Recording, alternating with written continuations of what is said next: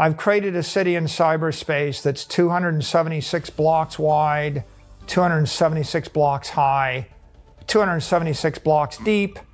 You're buying 1/21 millionth of all the money that there's ever going to be in cyberspace. And one day, the 8 billion people are going to want to put some of their money there.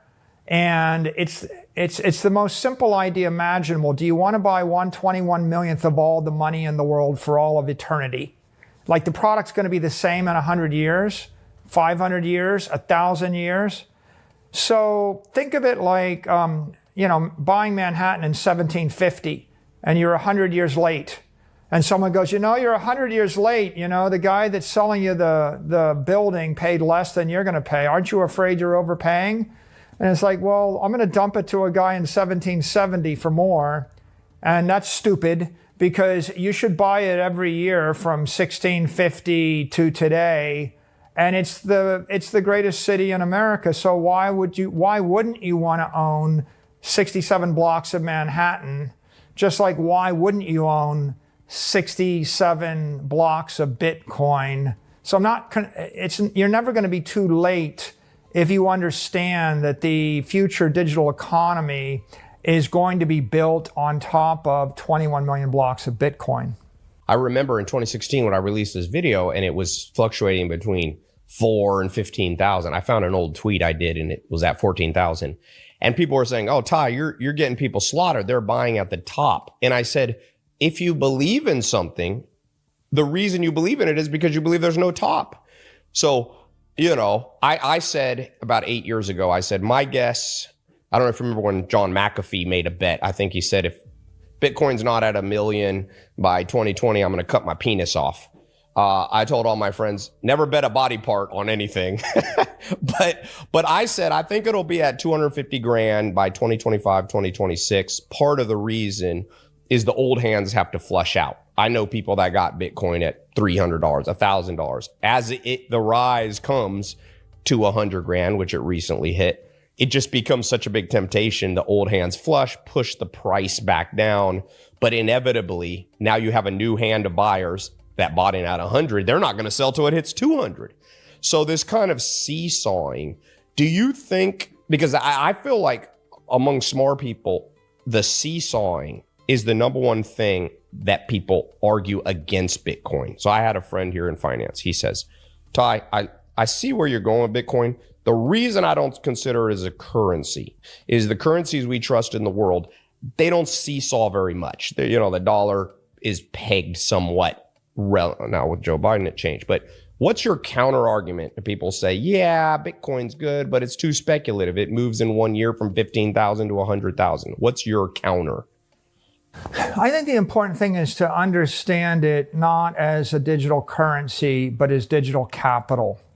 Money decomposes into currency, which is the medium of exchange, like the peso, the ruble, or the dollar, or capital, which is a store of value, like a Monet painting, like a really nice penthouse in Manhattan, like a bar of gold, or like a Bitcoin.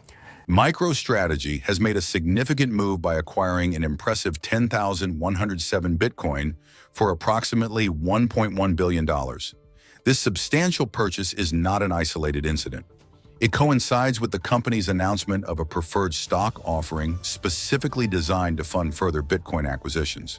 CEO Michael Saylor is at the helm of this strategy, which raises questions about its potential to strengthen MicroStrategy's position in the cryptocurrency market and influence the broader landscape of digital finance. The implications of this bold maneuver warrant close observation in the evolving crypto ecosystem. So if you think of it as currency, you get really confused because you want to buy coffee with it. But the truth is, no currencies are good stores of value. You wouldn't want to hold $1 million of dollars or pesos or marks or francs or yen or anything for 100 years. Right. But, if you go and you ask the question, what did it cost for an acre of land in Manhattan in 1900?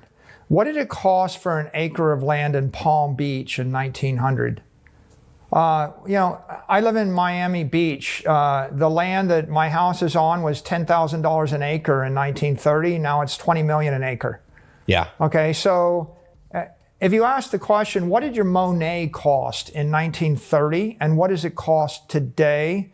The point really is the people that bought Palm Beach or Hampton's real estate or Monet's or they want to buy Bitcoin, those are not speculators. It's not a 4-year. If you bought a Monet in 1913, and if you had to sell it in 1916 in the middle of World War I mean, maybe you sold it at a loss, but you're an idiot, right? Because 100 years later, it's going to be worth somewhere in the range of 100 to 1,000 times more money. So you should think of it as scarce, desirable property, something that a government can't make more of. I mean, the reason that Palm Beach real estate is valuable is because the government can't make more beachfront in Palm Beach, and they can't. The reason that dead artists are more valuable than live artists is you don't want the artist to make any more paintings. You want the Vermeer to stop painting. You want Da Vinci to stop painting. So you need a cap. It needs to be something which is scarce. It needs to be desirable. And Bitcoin happens to be the most desirable global capital asset. People are buying it because the alternative is to buy a building in Africa, or to buy a bunch of land in Siberia, or to haul a bunch of gold bars, in their car across a border, or to worry about someone spilling coffee on their Van Gogh. It's like once you see it like that, you're like, okay, I kind of like the idea that I can hold $1 million worth of value on my phone and I don't have to worry about someone spilling coffee on it. And if I needed to send it from here to Tokyo on Saturday afternoon in half an hour, I could do it. That's the way to think of Bitcoin. So on that note, that now you have this capital store, on a practical basis, for my friends that are new to the game, do you recommend that they buy Bitcoin on a centralized exchange, a Coinbase, a Crypto.com, a Binance, or are you a big fan of you have your own wallet, it's a device, you own it, you maybe put it in a safe deposit box or you control it? A lot of people say, it ain't yours if you don't control the keys. What's your thought? I think there are 3 reasonable ways to acquire Bitcoin. And the right way depends upon who you are, what stage of life you're in, where you live. Also, whether you're acquiring it for yourself, your family, or your company, or your government, or institution. And so if you're an institutional investor and you're acquiring it for your charity or your city or your government or your company, and you just want the economic exposure, you might just buy the spot ETF. And there are spot ETFs like IBIT from BlackRock or FBTC. And every country in the world, right? There are ETFs in Europe, and there are ETFs in Brazil, and there are ETFs in Germany and Australia and the like. And for some people, what they should hold is they should hold Bitcoin wrapped as a security. Now if you're a senior citizen and you just kind of want it in your retirement account or something, and you want to be invested 2% in it or 3% in it, in that particular case, that might also make sense because you just pick up the phone, call your broker and say, just buy me a bunch of this thing. And you put the phone down after 10 seconds and it's done. MicroStrategy's recent acquisition of 10,107 Bitcoin, valued at approximately $1.1 billion, underscores the company's deep-seated conviction in Bitcoin as a bona fide asset class. Under the strategic direction of Michael Saylor, MicroStrategy's total Bitcoin holdings have surged to 471,107 BTC, demonstrating a robust and aggressive stance towards digital assets.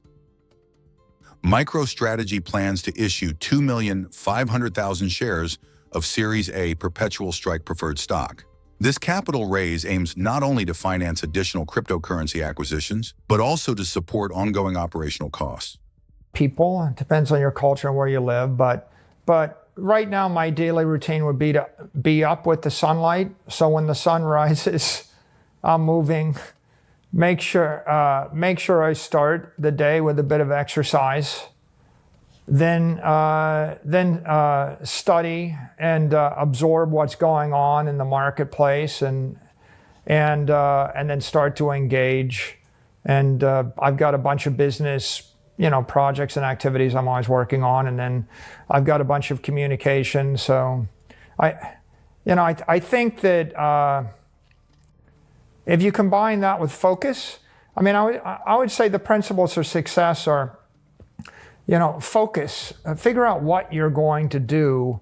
I think it's more important. The world wants you to be really good at something. It doesn't want you to be decent at 100 different things. And I think that, and I don't think the world wants my opinion on the 99 other things.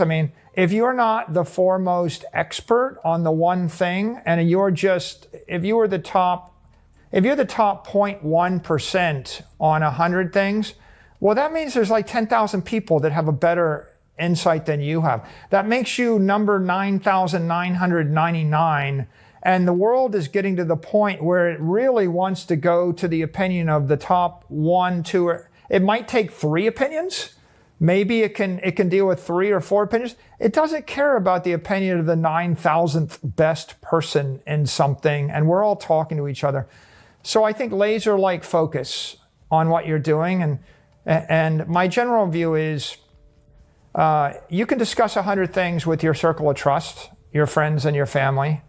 You can engage in 10 things, as part of your vocation to make a living. The company has consistently achieved a yield of 2.9% on its Bitcoin investments, reinforcing the robustness of its strategic approach amidst the volatile digital market. MicroStrategy represents a synthesis of innovative practices and traditional financial principles, perfectly aligning their expansive Bitcoin strategy with cutting-edge financial models. I focus upon what is it the world needs to know about this one thing that I'm focused on, and I stay in my lane and I let other people be the experts on all of the other things, because the world's a big place. It's very complicated, and I don't want to dilute my message, distract my followers, or dissipate my energy. I think Confucius said the man who chases 2 rabbits catches none. So, but on that note, though, as you were building focus on Bitcoin, this one asset class, becoming the king of Bitcoin, were there books and mentors that helped you gain that focus? Are there people you look back and go, that was a key human that I knew, that was a key book, that was a key article? Do you attribute some of your success to mentors and reading? Well, I would start to preface this with, you can learn anything on the internet. Recent forecasts indicate a bullish trajectory for Bitcoin, underscoring the strength of MicroStrategy's positioning in this volatile market. The firm's portfolio, heavily weighted with substantial Bitcoin reserves, serves both as a hedge against market fluctuations and as a catalyst for future returns. As MicroStrategy maintains its status as one of the largest corporate holders of Bitcoin globally, the implications of their strategic decisions create a narrative filled with substantial financial upside. Are you prepared to engage with MicroStrategy on this ambitious journey into the cryptocurrency landscape? Or do you foresee an alternative strategy emerging from this influential market player? The ongoing discourse regarding the evolution of finance invites your expert insights on this crucial topic. Don't forget to like and subscribe, and let's keep this bull run going.